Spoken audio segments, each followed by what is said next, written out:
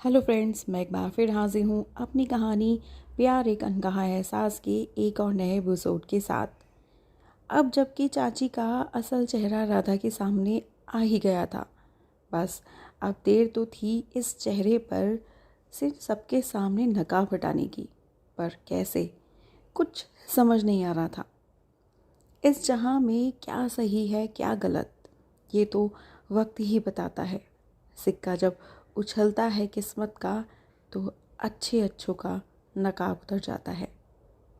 अब राधा को बस वार्ड बॉय का ही सहारा था कि किसी तरह से वो इस साजिश की जड़ तक पहुंच जाए। लेकिन अचानक से पुलिस वाले वहां आ जाते हैं और दरवाजे पर खटखटाते हुए कहते हैं, ये राधा कौन है आप लोगों में से?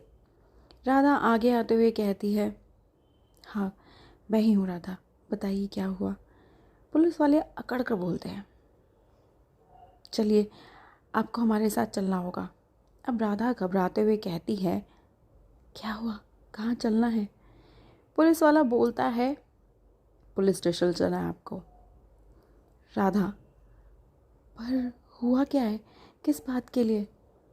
पुलिस वाला चिल्लाकर कहता है, आपको मोहन के खून के इल्ज़ाम में गिरफ्तार करने आए हैं हम। अब राधा अपना सर पकड़कर वहीं चौखट पर बैठ जाती है, मानो उसके पैरों के नीचे से ज़मीन निकल गई हो, जैसे दुखों का पहाड़ उस पर टूट गया हो। लेकिन अब कर भी क्या सकते थे। कुछ देर रोने के बाद राधा पुलिस वालों से कहती है, चलिए मैं आपके साथ चलने को तैयार हूँ। ये सब देखकर चाची बड़ी खुश होने लग जाती है और मन ही मन सोचने लगती है कि आखिरी कांटा जो था वो भी खुद ब खुद साफ हो गया। अब राधा भी पुलिस स्टेशन चली जाती है और उधर वार्ड बॉय भी प्रेम को लेकर पीछे के रास्ते से बाहर निकल जाता है और अब चाची बिल्कुल अकेले रह जाती है उस घर में। उसके बाद शुरू होता है चाची से उनके किए का कन्फेस कराने का खेल। शाम का समय होता है और उस दिन अमावस्या का दिन था, सो चारों ओर अंधेरे ने पैर पसार रखे थे। अब चाची के दिमाग में यही बात थी कि जो कि राधा ने बोली थी, मरने वाले की आत्मा उस घर में 14 दिन तक भटकती रहती है।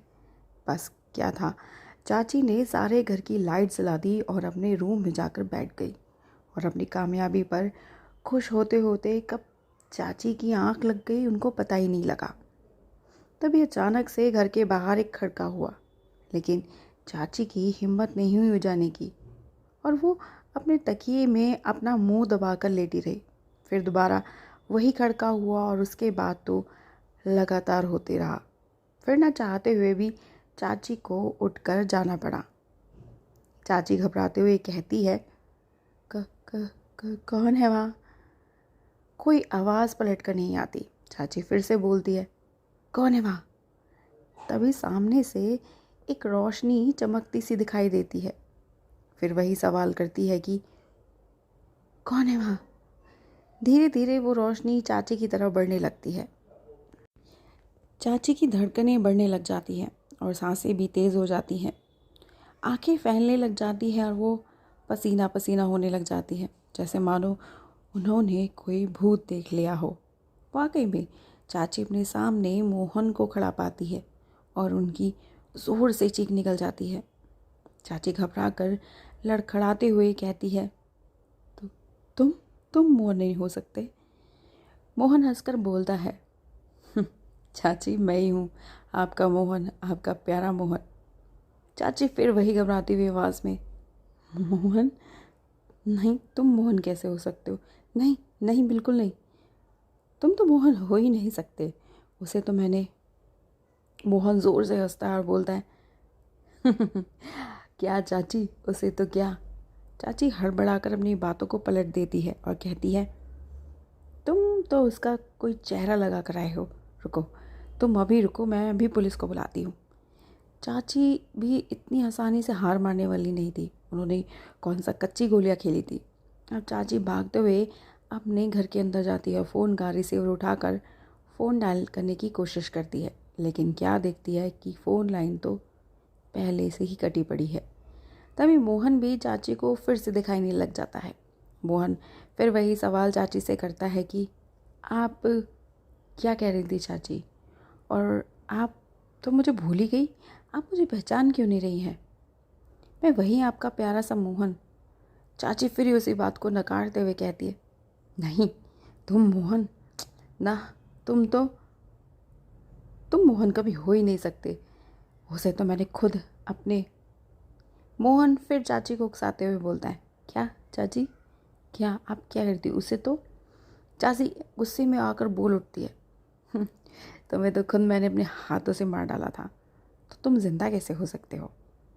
मोहन और उकसाता है चाची को और बोलता है, नहीं, आपने थोड़ी ऐसा किया था, मेरी तो दम घुटने से मौत हुई थी, आप कैसे जिम्मेदार हो सकती हो?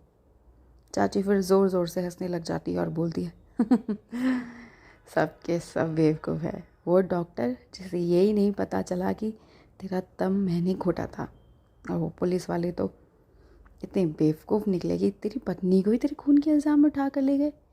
तेरी पत्नी, उससे तो बेवकूफ़ी का मेडल मिलना चाहिए। शुरुआत से लेकर अब तक वो तुझे ही अपने बच्चे को मारने के लिए और अपने पागल खाने जाने का दोषी समझती आई। और उस रात मैंने जो तुझे तेरी पत्नी से जहर दिलवाया, वो तो उसकी बेवकूफ़ी की हद ही थी।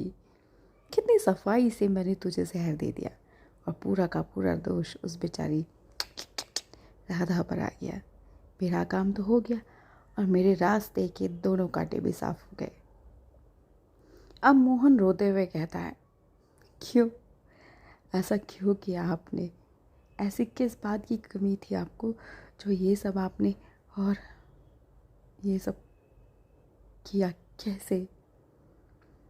चाची भी खतरनाक मुंह बनाते हुए कहती है, सीधे लोगों को शीशे में उतारने में कोई मुश्किल काम नहीं है, और तुम दोनों तो वैसे भी एक दूसरे के पैर में इतने अंधे थे कि दोनों में से कोई भी एक दूसरे से कोई सवाल ही जवाब नहीं करेगा। बस इसी बात का फ़ायदा मैंने उठाया। पहले डॉक्टर सुधीर, जिसने मोहन को इस बात के लिए मनाया कि राधा पागल हो गई है, और वहीं दूसरी तरफ मैंने भी राधा को ये दिखाने के लिए कि मैं उसके साथ हूँ, सो चली गई उसके साथ डॉक्टर को सस्पेंड कराने। मुझे पता था जब तुम्हें ये बात पता चलेगी तो तुम उस डॉक्टर को वापस लगवा दोगे। दूसरी बार जब राधा घर से जा रही थी पागल खाने, और उसको मैंने ये कहकर पागल साबित कर दिया कि मैंने तो कभी उसको ये बोला ही नहीं कि मैं उसकी पड़ोसन हूँ, हमेशा उसको यही जताया मैं उसकी सगी चाची हूँ। और फाइनल कील तो तब ठुकी जब राधा मेंटल असाइलम में थी और मैंने ही फ़ोन करवा कर ये बोला था कि मोहन को ना तो बच्चा चाहिए और ना ही राधा। उन दोनों का खेल ख़त्म करने को बोल दिया था, और पता नहीं वो कैसे बच गई। तभी मोहन के पीछे राधा और पुलिस वाले निकल कर आते हैं और बोलते हैं, बस इसी सबूत की ज़रूरत थी, आपके कन्फेशन की, जो कि आपने खुलेआम सबके सामने कर दिया। अब चाची घबराते हुए बोलती है, पर मोहन को तो इस राधा ने मारा है, मैंने नहीं। तब मोहन ज़ोर से हंसता है और बोलता है, मुझे मौत के मुंह से बचाने वाली मेरी राधा ही तो है। आपने तो मुझे मार ही डाला था, और अगर राधा नहीं होती तो शायद आज मैं यहाँ खड़ा नहीं होता, और हो सकता है कि इसी गम के साथ भी मर जाता कि मेरी राधा मुझसे नाराज़ होकर मुझे छोड़कर चली गई। लेकिन आज मुझे सब सच सच पता चल गया। खैर, चल तो पहले गया था, लेकिन मैं ये सब अपनी आँखों से और कानों से सुनना चाहता था, जो आज मैंने देख भी लिया और सुन भी लिया। इतना कहकर और इतना सब हो जाने के बाद बीच में राधा इंटरप्ट करते हुए बोलती है, शक तो मुझे तभी हो गया था जब मुझे पागल खाने ले जाया जा रहा था, और फिर जब मुझे और मेरे बच्चे को मारने की बात सामने आई तब मेरा शक और यकीन भी बदल गया, और मैंने नर्स के साथ मिलकर मेरी मौत का झूठा नाटक किया। मोहन भी बीच में टोकते हुए कहता है, मुझे कुछ दिन के बाद ही राधा दिखी, लेकिन मुझे अपनी आंखों पर भरोसा नहीं था और दिल मानने को तैयार नहीं था। बस उसके बाद वार्ड बॉय का हमारे घर आना और नौकर बनकर उसने मेरी हालत देखकर मुझे इस बात का यकीन दिलाया कि मेरी राधा और प्रेम जिंदा है, और जो दवाई आपने भेजी थी वो मैंने खाई नहीं थी। अब चाची चौंक कर फिर वो बेहोशी और डॉक्टर की स्टेटमेंट, उसका क्या? अब मोहन हंसते हुए वो सब नाटक था और पुलिस सच में राधा को लेकर नहीं गई थी, वो भी हमारा नाटक का एक भाग था। चाची फिर से उसी स्वर में, पर मैंने तो तुम्हारी बॉडी देखी थी, उसका क्या? क्या आपने सच में मेरी बॉडी देखी थी? अब चाची थोड़ा सोच के, हाँ याद आया, डॉक्टर ने बोला था कि तुम्हारी पत्नी देख चुकी है और उसके नियमों के हिसाब से किसी और को देखने की परमिशन नहीं है। इसका मतलब तुम जिंदा थे और सब जानते थे। तुमने अपनी चाची के साथ अच्छा नहीं किया, तुम सब मेरे साथ खेल खेलते रहे।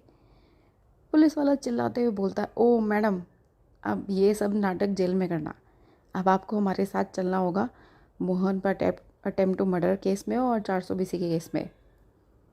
पुलिस वाले चाची को अरेस्ट करके ले जाते हैं और राधा और मोहन अपने प्रेम के साथ एक हो जाते हैं। यही वो अनकही चाहत थी जिसमें इतना प्यार था कि दोनों में से किसी ने सही पर गलत पर कोई सवाल नहीं किया, और अंजाम आपने देख ही लिया।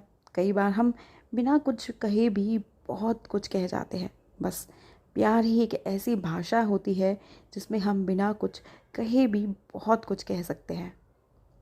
प्यार एक अनकहा एहसास के पार्ट 2 यानी कि सीरीज़ 2 में आप सुनेंगे क्यों चाची ने मोहन के साथ ये सब खेल खेला, किस लिए किया, और ये सब, इन सब के पीछे क्या मकसद था उनका, और इसी के साथ मोहन और राधा के कुछ उलझते रहस्य भी। बस हमारे साथ बने रहेगा हमारे इस पेज पर। अब सुनते हैं लेखक की कलम से प्यार। काश वो कर लिया होता, वो मुझे राह में छोड़ ना गया होता, होता मेरे साथ भले ही कर्ज सही, तो शायद मैं कुछ पल और भी जी लिया होता। काश वो कर लिया होता, बन जाता मैं उसमें या उसको बांध लिया होता, ना जा पाता वो, ना मैंने उसे जाने दिया होता, जो काश वो कर लिया होता।